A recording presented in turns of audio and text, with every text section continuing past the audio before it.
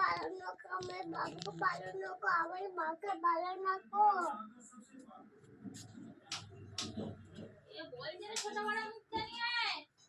আর কি আর কাকে ভালো রাখবে? আর আমার ঠাকুরকে ভালো রাখো।